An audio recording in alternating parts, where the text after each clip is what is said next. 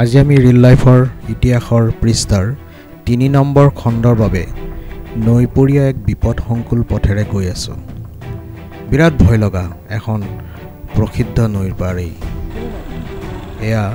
বিৰাট ভয় লগা এখন প্ৰসিদ্ধ নৈৰ পাৰ। বানপানীয়ে যাৰ পাৰৰ ৰাস্তা ভাগি নিছে, ভয়ংকৰ পথ আৰু গৈ গৈ দলঙৰ এমূৰে ১ মিটাৰ মান দ মাটি ফিল আপ নকৰা অংশত ভগা কাঠৰ বিটেৰে প্ৰায় ২০ ফুট মান ওপৰৰ পৰা বাইক নমাই নিব লগা হ'ল। কি অৱস্থা, সহায়ৰ বাবে কোনো নাই, পৰিব লাগিলে ভাবকচোন। চাওক, এনেদৰে এক দুৰ্গম পথেৰে গৈ অসমৰ প্ৰাচীন তন্ত্ৰ সাধনাৰ অতীতৰ নৰবলি হোৱা এখন দেৱালয়ত উপস্থিত হ'লোঁ। কি চালোঁ বাৰু ইতিহাস প্ৰসিদ্ধ এই দেৱালয়ত? আপুনি চাবলৈ কেনেদৰে আহিব, কোন দিশেৰে, ভাল পথ আছেনে বাৰু? আহকচোন চাওঁ। নৰবলিৰ সৈতে ইতিহাস প্ৰসিদ্ধ ভাৰতবৰ্ষৰ অসম ৰাজ্যৰ ওদালগুৰি জিলাৰ এখন দেৱালয়ত আজিও সংৰক্ষিত অৱস্থাত থকা নৰবলি হোৱা খৰ্গখন।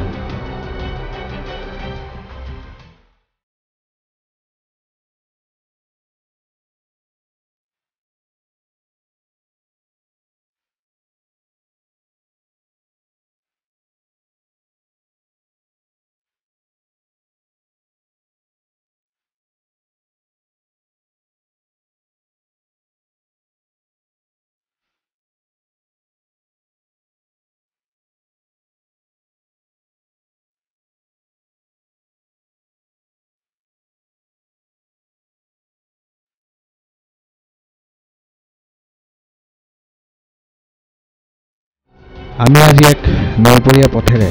টংলাৰ পৰা দেৱালয়খনত উপস্থিত হ'বলৈ এই পথেৰে আহিছোঁ, কাৰণ হাতত যথেষ্ট সময় কম। হাতত সময় কম হোৱাৰ বাবে আমি অৰ্ধনিৰ্মিত নৈপৰীয়া পথেৰে মটৰ চাইকেলত যাত্ৰা আৰম্ভ কৰিছোঁ। কিন্তু নৈপৰীয়া এই ৰাস্তা চমু হ'লেও বৰ বিপদসংকুল। বৰ্তমানেও আমি যি পথেৰে টংলাৰ পৰা পলাগড় হৈ মাজগাঁৱৰ কাষেৰে আহিছোঁ, এই পথৰ ইতিহাস আছে। এই পথৰ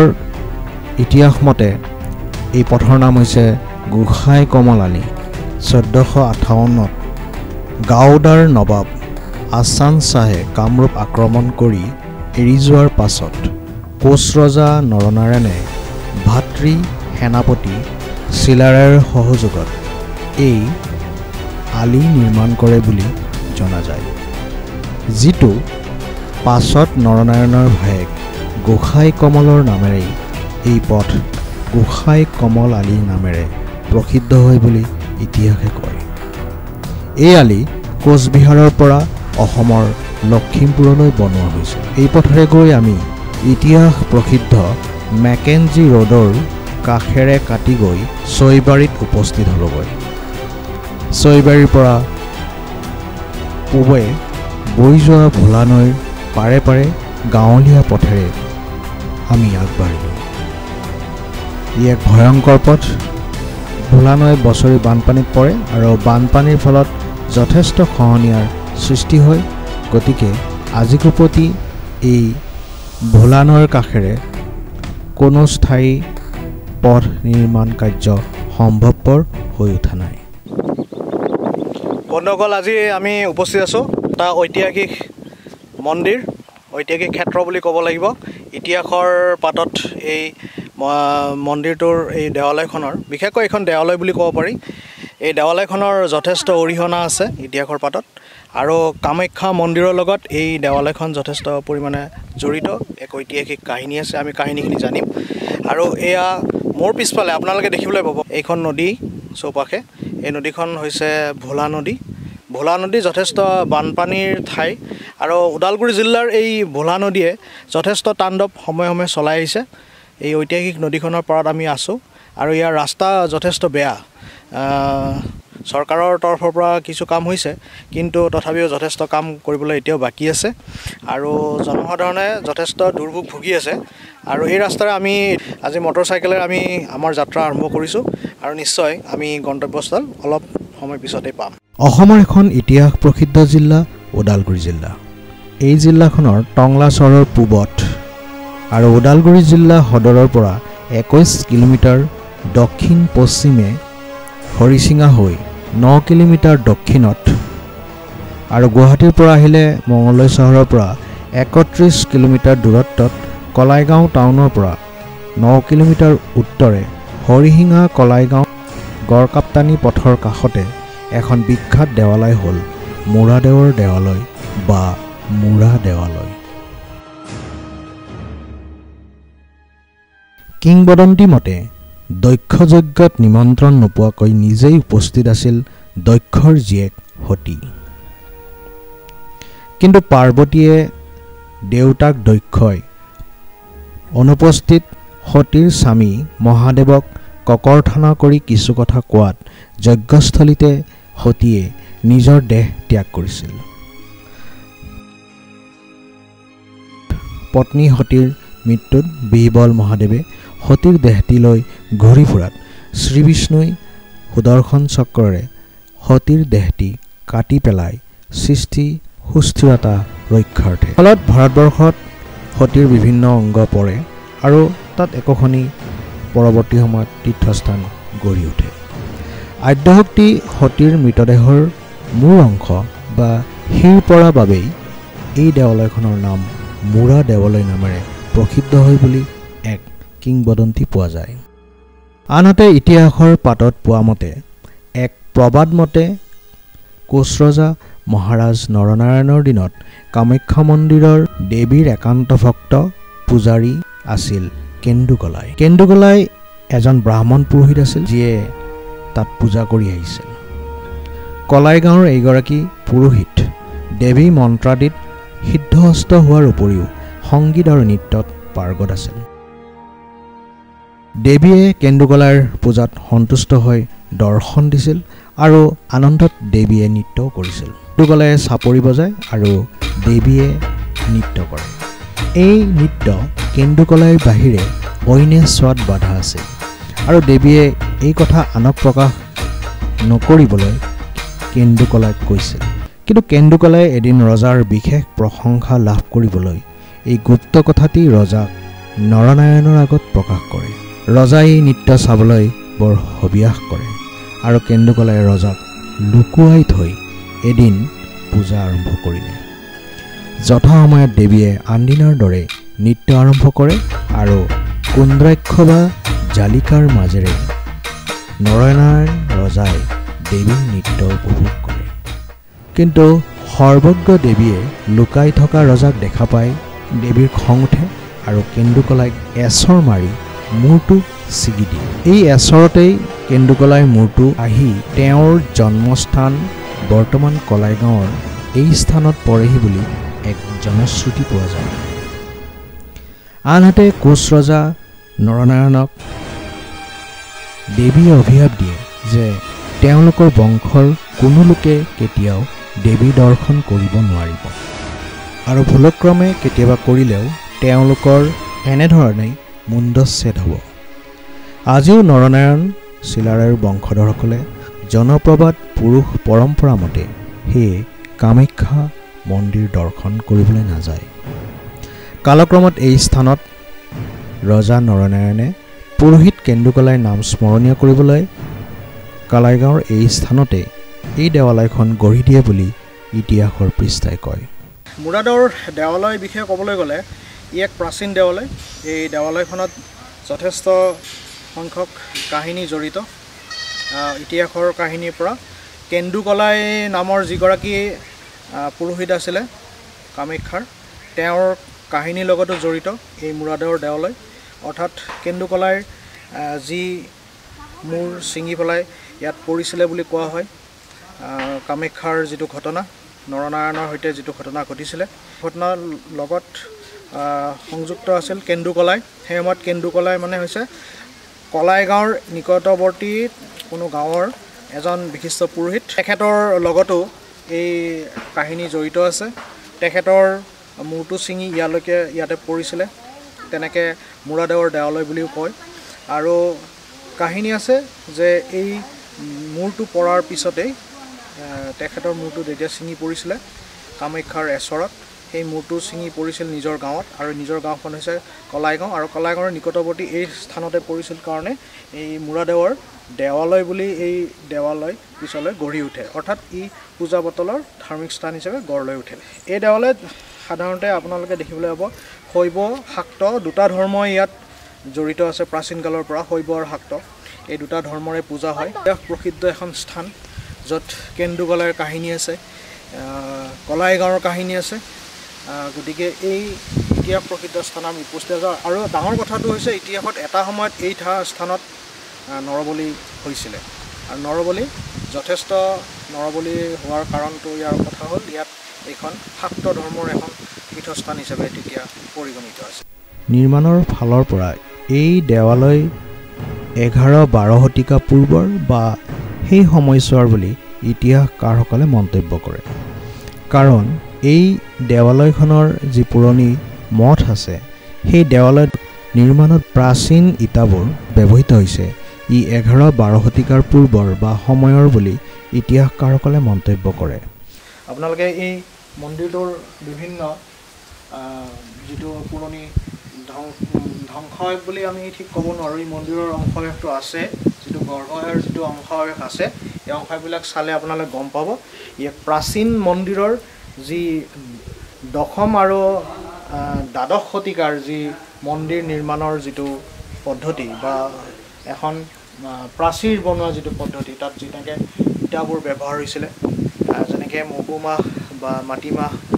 হাঁহৰ কণী এইবিলাক ব্যৱহাৰ কৰি অসমৰ বিভিন্ন দেৱালয়ত বিভিন্ন মন্দিৰ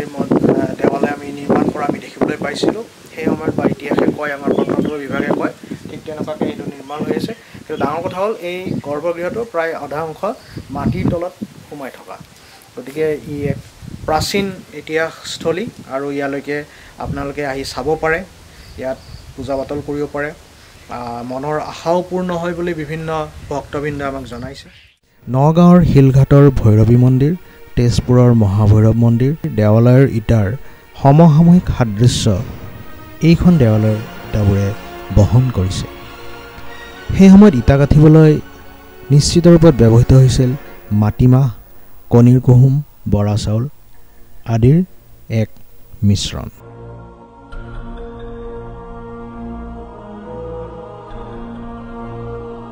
মূল মঠৰ ভিতৰত দেখিবলৈ পোৱা যায় জলপূৰ্ণ কুণ্ড সোঁমাজত শিলৰ দণ্ডস্তম্ভত শিৱলিংগ পাৰ্বতী আদি সম্বলিত কৰা দেখা যায় এই কুণ্ডৰ জলস্তৰ সময়ে সময়ে বতৰে বতৰে কম বেছি হৈ থকাৰ পৰা বাহিৰৰ দেৱালয়খনৰ ৰাজহুৱা পুখুৰীৰ অংশ গোপন সুৰংগৰে সংলগ্ন থকাৰ কথা সহজে অনুমান কৰিব পাৰি মূল মঠৰ শৈলদ্বাৰৰ ওপৰৰ অংশত গণেশ দেৱতা দেখা যায় আৰু শৈলদ্বাৰৰ দক্ষিণাংশত সোঁফালে নিম্নাংশত পাৰ্বতী আৰু উত্তৰে নিম্নাংশত শিৱৰ মূৰ্তি খোদিত কৰা দেখা যায় মোক এইটো আপোনাৰ এই গণেশৰ মূৰ্তি আপোনাৰ এই গণেশৰ মা আছে তলত এইটো আপোনাৰ পাৰ্বতী তলত এইটো এইটো আপোনাৰ মা পাৰ্বতী আমাৰ এনে ভিতৰত এইটো মানে কুণ্ড এইটো তলত মানে আমাৰ পানী আছে এই পানীখিনি মানে গংগা স্বৰূপে মানে ব্যৱহাৰ কৰা হয় আৰু এতিয়া পূজা পাতল কৰা হয়নি তাৰ ভিতৰত তাতে ভিতৰত ধৰণে পূজা পাতল তেনেকৈ কৰা নহয় কিন্তু আমাৰ এই গণেশৰ এনে প্ৰথম পূজা কৰা হয় আপোনাৰ গণেশকে পূজা কৰা হয় তাৰপিছতে মানে বিষ্ণু তাৰপিছতে শিৱ তাৰপিছতহে মানে একতি কৰ্মে মানে চাই থকা হয় পূজাবিলাক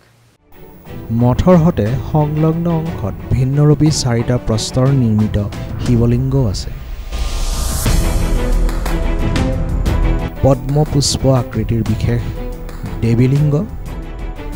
মাটিৰে সূক্ষ্মাকৃতিৰ দৌল আকাৰত সজোৱা লক্ষ্মী সৰস্বতী দেখা যায় দেৱালয়ৰ মূল প্ৰৱেশদ্বাৰৰ সন্মুখ ভাগত উত্তৰৰ ফালে নৰসিংহৰ বিগ্ৰহ খোদিত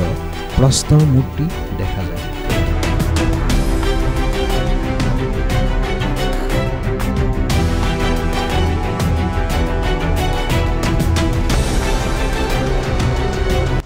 এই সকলো দেৱীলিংগ শিৱলিংগ আৰু যিবোৰ প্ৰস্তৰ মূৰ্তি ইয়াত দেখিবলৈ পোৱা যায় সেইবোৰ অতি প্ৰাচীন বিষ্ণু মূৰ্তি হয় তাৰপিছত এইটো আপোনাৰ এই মা কামাখ্যা এইটো আপোনাৰ মা দুৰ্গা দেৱী হয় এইটো আপোনাৰ মা দেৱী কয় এইটো আপোনাৰ হ'ল লক্ষী মূৰ্তি এইটো হ'ল আপোনাৰ সৰস্বতী লক্ষী সৰস্বতী হয় এই চাৰিটা হ'ল মানে দিব লাগিব হয় নাগপঞ্চমী মনসা বিগ্ৰহ মূল মঠৰ উত্তৰৰ অংশত এক সুকীয়া গৃহত প্ৰতিষ্ঠিত লগতে মা কেঁচাইখাইটি ভৈৰৱী বিগ্ৰহো বিশেষকৈ তাতেই প্ৰতিষ্ঠিত কৰি ৰখা হৈছে এই দেৱালয়খনৰ বাহ্যিক ভাগত এই অংশতেই সংৰক্ষিত হৈ আছে নৰবলি দিয়া বিশেষ বৃহৎ আকৃতিৰ এখন খৰ্গ আগতে ইয়াতে নৰবলি হৈছিল সেই নৰবলি দিয়া খালখন মানে এতিয়াও আছে এইখন খাল এইখনটো আপোনাৰ খৰ্গ নৰবলি হৈছিল এইখনত এতিয়া ইয়াত পূজা হয়নে ইয়াতে এতিয়া মানে তেনেকৈ পূজা পাতল নহয় কিমান বছৰমান পুৰণি এতিয়া কিমান বছৰ পুৰণা বুলি ক'লে ক'ব পৰা নাযাব আৰু মন্দিৰত এতিয়া বৰ্তমান অস্থায়ীভাৱে সংৰক্ষিত হৈ আছে এয়া বলিকাটা দা আৰু তেতিয়া নৰবলি হৈছিলে নৰবলিৰ কাৰণে যি দা ব্যৱহাৰ হৈছিলে যি খৰ্গ ব্যৱহাৰ হৈছিলে এই খৰ্গ বা দা ইয়াত এতিয়াও সদ্যপি সংৰক্ষিত হৈ আছে আৰু এয়া বগী বহা শিল বা যি নৰবলি হৈছিলে নৰবলিৰ লগত জড়িত বিভিন্ন শিলাস্তম্ভ ইয়াতে ৰাখি থোৱা আছে আৰু